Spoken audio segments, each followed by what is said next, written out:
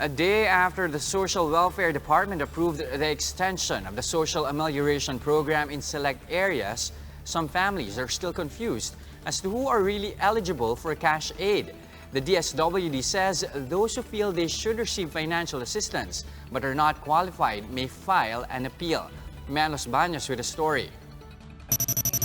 Live-in couple Teodoro Riocales and Emeline Dumamag had to explain before the office of Valenzuela City Mayor Rex Gatchalian. Both of them applied for the government's financial aid under the Social Amelioration Program and were approved. Hence, each of them were entitled to receive 8,000 pesos, a decision that did not sit well for their neighbors. According to the guidelines set by the Department of Social Welfare and Development, the 8,000 peso amelioration will be given per family and not per individual.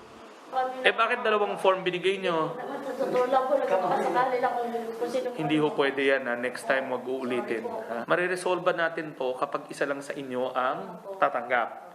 Kasi kahit na ano pang paliwanag natin sa mga kapitbahay na may sarili kang pamilya, nakikita nila na sa isang bahay lang kayo eh. Gatchalian says this is only among the many cases they encounter which slows down the distribution of the cash subsidy.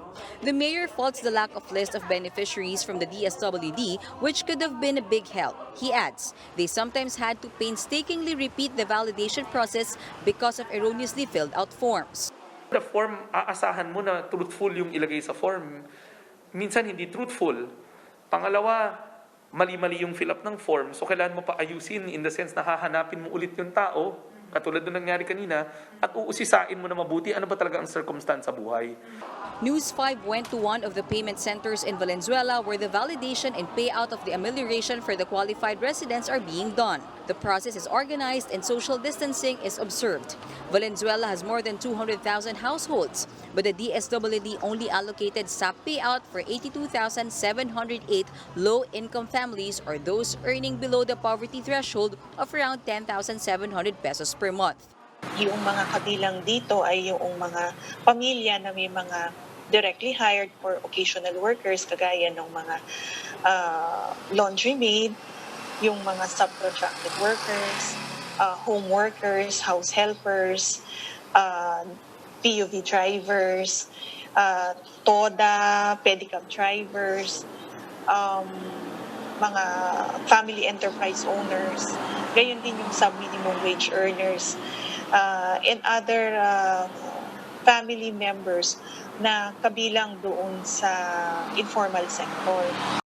The DSWD also made it clear as to who are disqualified for the cash aid. This includes elected and appointed government officials, employees of the private and formal sector, families with retired members who are receiving monthly pension, and families with independent financial capacity to provide for their basic needs. But the DSWD clarifies an appeal can be filed for consideration.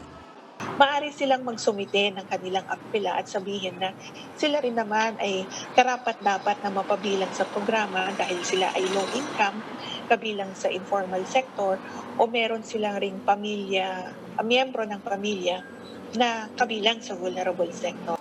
For News 5, Ann Los Baños, we are One News.